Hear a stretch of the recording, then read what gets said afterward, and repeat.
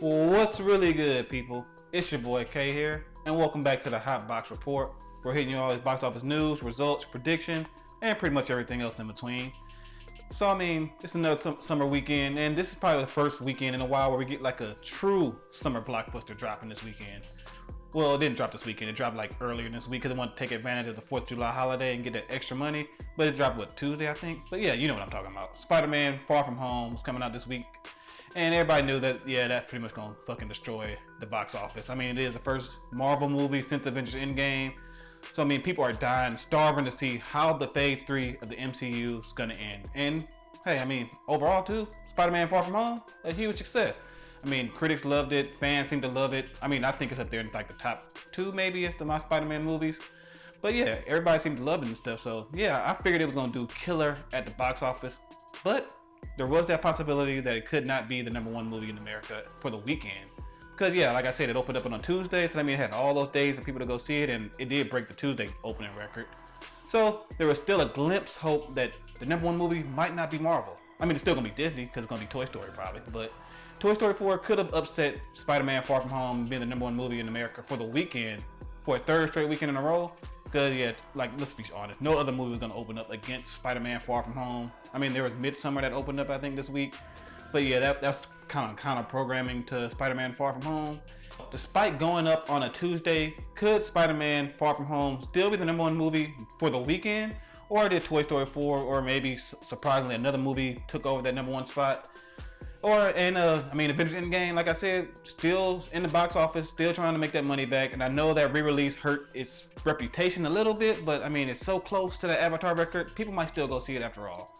So could Avengers Endgame break Avatar's record this weekend? Did Far From Home be #1? Well, let's jump right into the hot box and get into all the box office results from this past weekend. And as always, it's just the estimates from Box Office Mojo, and this is the US domestic totals. So let's just kick right into this with the #5 joint at this weekend's box office. We got Aladdin, which is probably gonna be its last weekend in the top 5, but yeah, it only fell another 24%. It's been doing really good in terms of dropping. Making another $7.6 million and proving me wrong yet again. I'm guessing I don't know anything about box office results, but yeah, it proved me wrong because I didn't think it was gonna get to $900 million.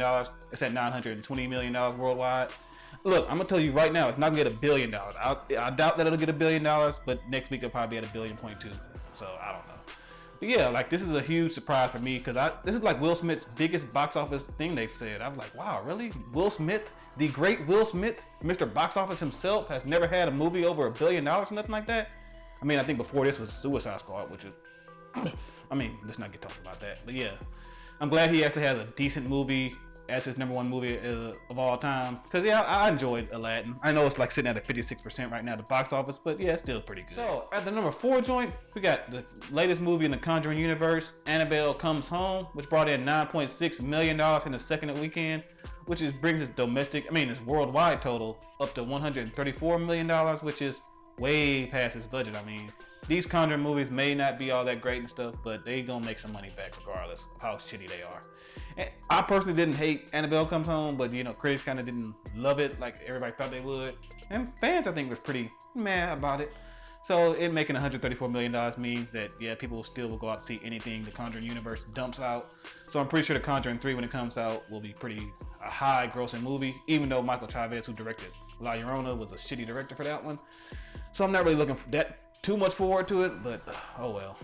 So still in the #3 spot, I believe, from last weekend, we have Yesterday, making $10.7 million, only dropping about 36%, which is pretty impressive for a movie like this small.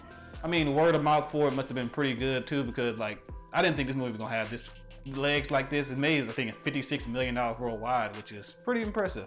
I finally got the chance to go see it and stuff, and I thought it was an okay film. I wouldn't put it up there like the top musical band-based movies like that. Comparing it to Rocket Man's movie or Bohemian Rhapsody. No, it's not on that kind of level, but I did think it had some cute, charming moments and stuff throughout the whole thing. So yeah, I'm not surprised that it made money, but I am kind of surprised that it made this level of money right now. At the #2 joint, we got Toy Story 4, unable to pull off the upset from his brother, Spider-Man Far From Home, only making $34 million at the box office. falling only 42%, which so 34 million in your third weekend isn't that bad. I mean, still bringing in a shitload of money for Disney, Pixar, but you know, it's worldwide total. I think now it's sitting at 650 million. Not bad at all. But I still don't think it's gonna get to that $1 billion mark. I mean, hey, I just said I was wrong as fuck when it came to Aladdin, so maybe I'm gonna be wrong as fuck when it comes to Toy Story 4. But yeah, when other movies keep coming up and they making numbers like these other movies that I'm about to get into are making, I don't think Toy Story 4 has a chance to be a top box office number $1 billion club thing. But hey, it's still a solid movie. If you didn't go see it yet, yeah, you might want to go see it, because even if you didn't want the Toy Story 4 movie, because trust me, I was in that camp. I thought the thing ended perfectly, but I still had a solid high from going to see Toy Story 4. So, of course, with Toy Story 4 being the number 2 joint, we got the number 1 movie in America being, of course, Spider-Man Far From Home, taking the number 1 spot pretty easily over the weekend, despite opening up earlier in the week, making $93.6 million, which is, wow, that's some gangbuster numbers. If it didn't open up early, that could have easily been like a top contender for this year. I mean, it wouldn't have gotten Endgame numbers, of course, but yeah, I think because the total from the week is like $185 million domestically, and then worldwide it made $560 million. So god dog, no matter what Marvel dishes out, it's going to be fucking a huge success, I think, at this point in time. Every movie, I think, from now on until we get like a shitty Marvel movie, might all just enter the $1 billion club, because this one's going to enter the $1 billion club. I guarantee that one. And I'm not surprised neither, because like I said, it's in there up there as my number 2 Spider-Man movie of all time. Number 1, of course, to me, is still Spider-Man 2. The original, Tobey Maguire, Sam Raimi, Spider-Man 2. I don't think nothing will ever top that for me.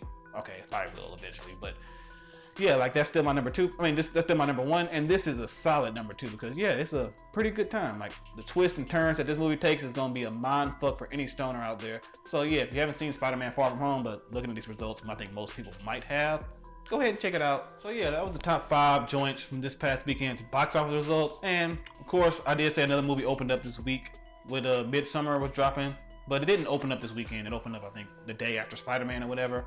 But still, it's kind of a downer that it couldn't be in the top 5. It's opening weekend, because you know, even if you did open up and during the week, you want to be in the top 5. And it fell just short, falling behind Aladdin at the number 6 joint. But it did make $6 million over the weekend, and I think the total from the opening release was about $10 million. And the budget for this is only like $10 million, because A24, they're not gonna give you a shitload of money. Kind of like the sometimes a little bit more expensive taste of than Blumhouse. But yeah, A24's movies made its money back, so you can't be a disappointment in that aspect.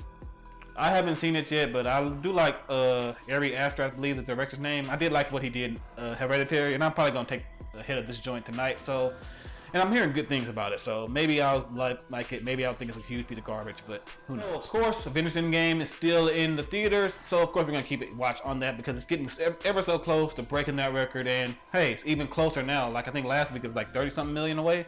Now it's on the edge. It's right in Avatar's ass right now. It's at $16 million away from being the number 1 movie of all time. It's at $2.77 billion, I believe, right now. I think it needs to get 2.8 to cross Avatar.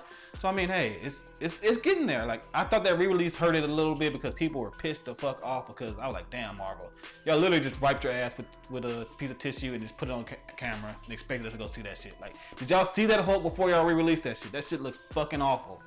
And that pissed me off just for seeing the bootleg clips of it. I didn't want to go see it in the theater, because I was gonna throw up probably.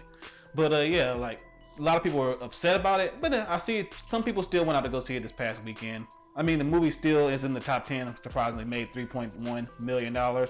But I mean, hopefully by next week, or if not the week after, Avengers Endgame will finally be the number 1 movie of all time, because it's number 1 in my heart. Because that movie was fucking epic, and goddamn, I love it. And I mean, yeah, that's about all I can see from this past weekend's box office that really stood out to me.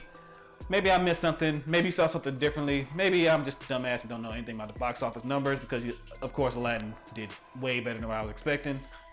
Hey, let me know by sparking it up in the comment section below what you guys thought of the box office results and what really stood out to you.